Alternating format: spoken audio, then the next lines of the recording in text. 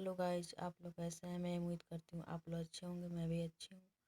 Guys, मेरे blog में आप लोग का स्वागत है। गाइज,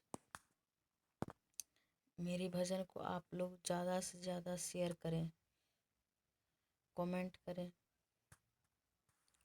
गाइज, मैं बहुत मेहनत से भजन गाती हूँ और बनाती हूँ।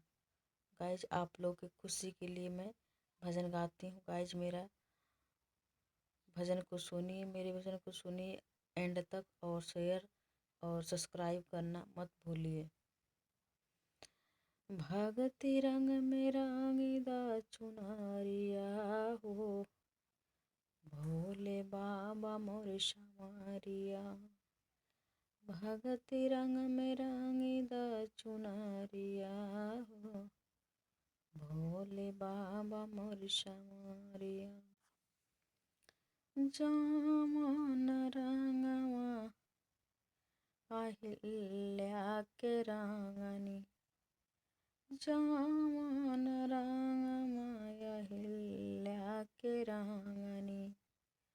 अरे पथल से नारी बनवा मनी हो,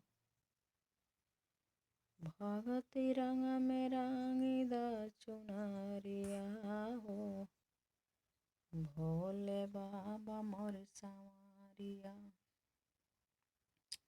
भगति रंग में रांगीदा चुनरिया हो, भोले बाबा मोर संवरिया। जामन रंगवा मीरा जी के रांगनी, उहे रंगवा हमारी उपरिया हो, भोले बाबा मोर संवरिया। अरे विष से अमृत बनवा मनी हो, भोले बाबा मोर संवरिया। भगति रंग में रांगीदा चुनरिया हो, भोले बाबा मोर संवरिया। जामन रंगवा द्रौपदी के रांगनी, अरे उही रंगवा हमारी उपरिया हो, भगति रंग में रांगीदा चुनरिया हो, भोले बाबा।